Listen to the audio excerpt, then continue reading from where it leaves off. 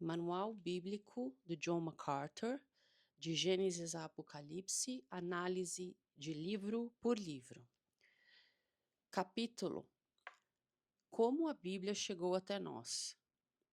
Desde que Eva se deparou com a avalanche de dúvida e negação de Satanás, Gênesis 3, versículo 1 a 7, a humanidade tem questionado a palavra de Deus. Infelizmente, Eva teve pouca ou nenhuma ajuda para se orientar em meio aos seus obstáculos intelectuais e alcançar uma fé plena na autorrevelação de Deus. Gênesis 2, versículo 16 a 17. Com certeza, as Escrituras têm conteúdo mais que suficiente para ser interrogada, considerando que é composta de 66 livros, 1.189 capítulos, 31.173 versículos e mais de 700 mil palavras. Ao abrir a sua Bíblia para lê-la ou estudá-la, talvez já você tenha se perguntado ou esteja se perguntando: como posso ter certeza de que esta é a pura e verdadeira palavra de Deus? Uma pergunta como essa não é de todo ruim, principalmente quando alguém busca aprender com grande interesse. Atos 17, versículo 11. As Escrituras convidam todo tipo de questionamento que um estudante sincero tenha. Um exército de perguntas pode inundar nossa mente. Aqui estão algumas delas. E é claro que John MacArthur e qualquer, vamos dizer assim, teólogo e pastor que se preze, não vão fugir das perguntas, muito pelo contrário, eles mesmos vão gostar que você faça perguntas. Então aqui ele lista algumas das perguntas que eu, pelo menos, já tive, com certeza você que está ouvindo esse vídeo possa ter tido uma ou várias delas. Então vamos lá. De onde veio a Bíblia? A Bíblia reflete o pensamento de quem? Algum livro da Bíblia foi perdido ao longo do tempo? O que a Bíblia afirma a respeito de si mesma? Ela corresponde ao que declara a respeito de si mesmas? Quem escreveu a Bíblia? Deus ou o homem? A Bíblia foi protegida da intervenção humana ao longo dos séculos? Quão próximas as traduções de hoje são dos manuscritos originais? Como a Bíblia chegou ao nosso tempo e no nosso idioma? Há mais escrituras por vir, além dos 66 livros atuais? Quem determinou e com base em que a Bíblia seria composta da lista tradicional de 66 livros? Se as escrituras foram escritas ao longo de 1500 anos, de 1405 a.C. a 95 depois de Cristo, desde então tem sido repassada por quase 2000 anos e traduzida para milhares de idiomas. O que evitou que a Bíblia fosse alterada por razões de negligência ou más intenções do homem? A Bíblia de hoje realmente merece o título de Palavra de Deus? Agora, voltando aos comentários. Não há dúvida de que essas perguntas têm bombardeado a mente de muitos, e somente um estudo das Escrituras pode resolver todas essas questões de modo que não sejamos mais incomodados por elas, tendo em vista que nos dão essa certeza. Eu comecei por aí. Eu queria acreditar que existia Deus, mas todas as evidências do homem à minha volta mostravam, pelo menos naquela época, que eu não podia confiar em livros ou percepções humanas ou interferências humanas, né? Então, se eu fosse acreditar na Bíblia, eu tinha que saber mais sobre ela, sobre como ela foi formada, quando, como, traduções, interferências, sim ou não, enfim, que são essas perguntas que o John MacArthur colocou nesse capítulo, e que são totalmente pertinentes. E eu concordo plenamente, eu passei por esse processo. O que é ótimo, porque hoje eu tenho mais fé ainda de que a Bíblia é a palavra de Deus. Mas vamos voltar ao capítulo, ao manual e aos comentários de John MacArthur. As autoafirmações das Escrituras. Pegue a Bíblia e deixe-a falar por si mesma. Ela afirma ser a palavra de Deus? Sim, mais de 2.000 vezes somente no Antigo Testamento. A Bíblia diz que Deus falou o que está escrito em suas páginas. Desde o início, Gênesis 1, versículo 3, até o fim, Malaquias 4, 3. E ao longo dela, é isso que as Escrituras afirmam. A própria Bíblia afirma que ela foi escrita e é a palavra de Deus. Foi escrita por Deus e é a palavra de Deus. A expressão palavra de Deus ocorre mais de 40 vezes no Novo Testamento e pode ser equiparada ao Antigo Testamento. MC, capítulo 7, versículo 13. É o que Jesus pregou, Lucas 5, versículo 1. Foi a mensagem dos apóstolos ensinada, Atos, capítulo 4, versículo 31, capítulo 6, versículo 2. Foi a palavra recebida pelos samaritanos, Atos 8, 14. Como dada pelos apóstolos, Atos 8, 25. Foi a mensagem que os gentios receberam por meio da pregação de Pedro, Atos 11, 1. Foi a palavra pregada por Paulo em sua primeira viagem missionária, Atos 13, 5, 7, 44, 48, 49, capítulo 15, versículo 35 a 36. Foi a mensagem pregada por Paulo em sua segunda viagem missionária, Atos, capítulo 16, versículo 32, capítulo 17, 13, 18 e 11. Foi a mensagem pregada por Paulo em sua terceira viagem missionária, Atos 19, 10.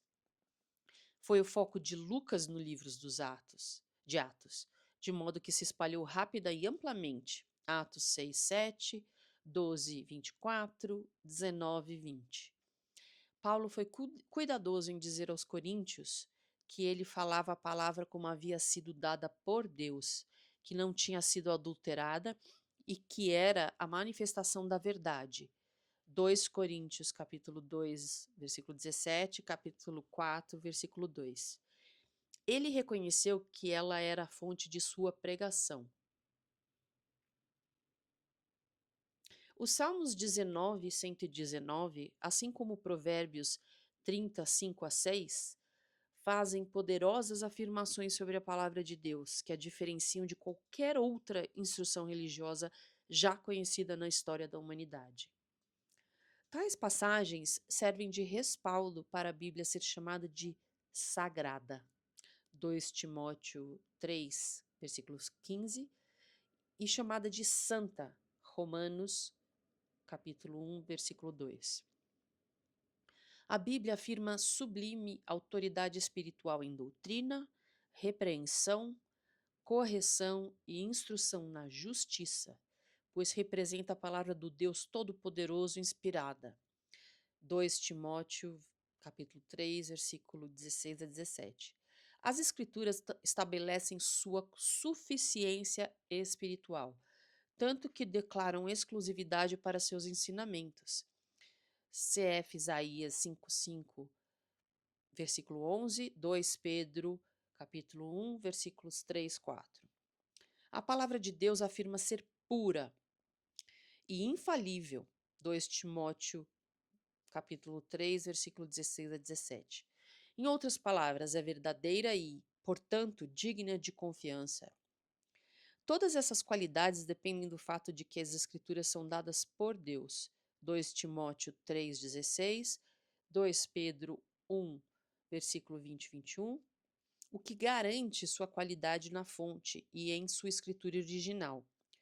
Nas Escrituras, a pessoa de Deus e a palavra de Deus estão sempre interrelacionadas, de modo que qualquer coisa que seja verdadeira sobre o caráter de Deus é também verdadeira sobre a natureza da palavra dele. Deus é verdadeiro, perfeito e confiável. Portanto, sua palavra também o é. O que uma pessoa pensa sobre a palavra de Deus, na realidade, reflete o que ela pensa a respeito de Deus. Deus é a palavra. Logo, as escrituras podem fazer essas exigências sobre os seus leitores. Assim, agora vamos fazer uma passagem de Deuterônimo 8, 3, versículo 3. Assim, ele os humilhou e os deixou passar fome, mas depois os sustentou com maná, que nem vocês nem os seus antepassados conheciam, para mostrar-lhes que nem só de pão viverá o homem, mas de toda palavra que procede da boca do Senhor. Essa passagem é incrível. Vou ler de novo. Assim ele os humilhou e os deixou passar fome. É aquela fase do deserto, é a fase que você está lá passando no meio do fogo. Porém, mais depois os sustentou com maná, que nem você nem os seus antepassados conheciam.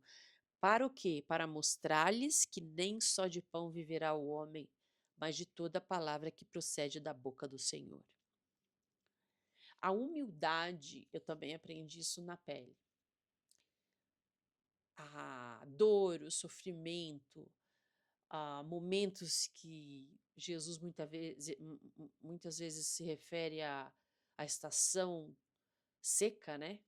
Ao deserto, nos ajuda a nos humilhar. Humilhar é para ser humilde perante Deus, para entender que somente nós não somos autossuficientes. E isso nos é mostrado e provado várias vezes durante a vida. E o quanto antes percebemos isso, melhor será. E aqueles agraciados vão entender e vão procurar a Deus, principalmente nesses momentos.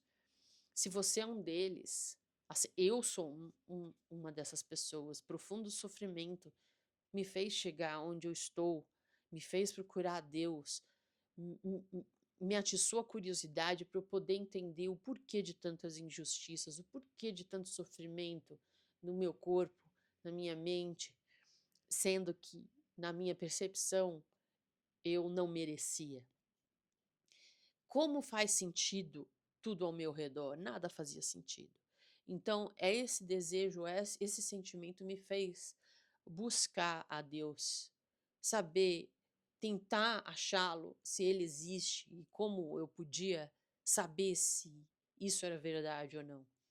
Só essa passagem em si, que eu acabei de ler, Deuterônimo, capítulo 8, versículo 3, é o resumo dos meus últimos 4 anos. Então,